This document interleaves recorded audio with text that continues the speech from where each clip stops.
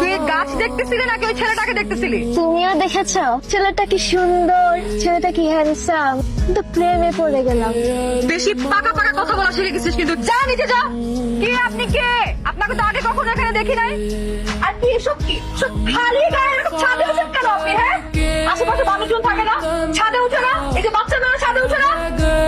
অসভ্য কথাটা। আমার ছোট মেয়ে ইরা, ওর সামনের বুধবার জন্মদিন। তুমি কিন্তু রাতুলের সাথে অবশ্যই আসবা। আমি কিন্তু আপনার জন্য ওয়েট করবো। ওকে, আসবো আন্টি। গত মাসে সবাই মিলে মিটিং করে সিদ্ধান্ত হয়েছে সকাল 9টা থেকে দুপুর 2টা পর্যন্ত ওই জায়গা আমার। আমি এটা মানি না। এখন তাড়াতাড়ি সন্ধ্যা হয়ে যায়, আর আমার ঘরে মানুষ বেশি, আমার সময় বেশি লাগবে। মদের মূল্য পাইছে। 3 মাসের চুক্তি হয়েছে, দুপুর 2টার 1 সেকেন্ড আগেও ওই জায়গা আমি ছাড়বো না। এমন ভাবে কথা বলতেছে যেন এটা তার পৈতৃক সম্পত্তি। ভুলে যাবেন না, ওই জায়গার উপর আপনার যতটুকু অধিকার, আমারও ঠিক ততটুকু অধিকার। ওনারা কি জায়গা জমি নিয়ে কথা বলতেছে না? এরা দুজন কি ভাগে চোখে জায়গা কিনছে? স্যার, সিনেমাটা দেখতে থাকেন, উপভোগ করুন, একটু পরে নিজেই সব জানবেন।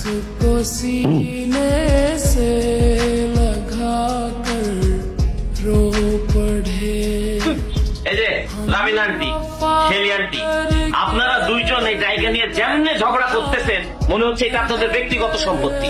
এই জায়গার উপরে আপনাদের দুইজনের যেমন অধিকার আছে, মনে রাখবেন আমাদের সবার ঠিক তেমনি অধিকার আছে। আমি এত কিছু বুঝি না, পুরো জায়গাটাই আমার, কোনো ভাগাভাগি হবে না।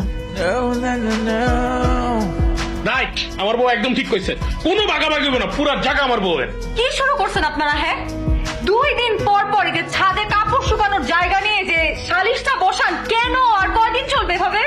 আর এই যে সবিতা ভাবি, দিনে আপনার কয়টা শাড়ি ধোয়া লাগে? হ্যাঁ, মজিদ, বুঝা, এতক্ষণ কি কাপড় শুকানোর জায়গা নিয়ে কথা হইতেছিল? খোদা কসম, একটা বিল্ডিং, তার মধ্যে একটাই ছাদ, এত কাপড়ের জায়গা হয় সেখানে? আপনাদের বারান্দা নাই? বারান্দা একটু কাপড় শুকা দিতে পারেন না? সবাই একটু মিলেমিশে থাকলেই তো সবকিছু ম্যানেজ হয়ে যায়, তাই না? কেন শুধু আমাদেরকে কেন বলতেছো? ছাদে কাপড় শুকানোর জায়গা নিয়ে এই বিল্ডিং এর সবচেয়ে বেশি কাচাল তোমার মা করে। যেমন শাশুড়ি, তেমন বউ, তেমন মাইয়া। এই মহিলা, অসভ্য মহিলা, এই কাপড় শুকানোর জায়গার ভাগাভাগি নিয়ে আমার কামচাছো খেলিকা। এর মধ্যে আমি কি করলাম? হ্যাঁ, এমনি আমি মাথার ব্যথায় ছাদে উঠতে পারি না, আর আমারই নিয়ে টানাটানি করে। আমার কাছে সমাধান আছে, ওয়েট ওয়েট, আমি বলছি। কি সমাধান? এখন থেকে এবারে একজন ভাড়াটিয়ার কাপড় শুকানোর চাপ আমি নিলাম। কার কার? কার আবার? মিস্টার হৃদয়ের। ওনার যত কাপড় চোপড় আছে কাল থেকে সব আমার বারান্দাতে শুকাতে দেব। কি বলতেছো জান? ওনার কাপড় কেন আমাদের বানাতে শুকাতে হবে? তাহলে আমারগুলো কোথায় শুকাবো জান? তোমারগুলো অনেক বড় বড় না, ওগুলো ছাদেই শুকাতে দিব।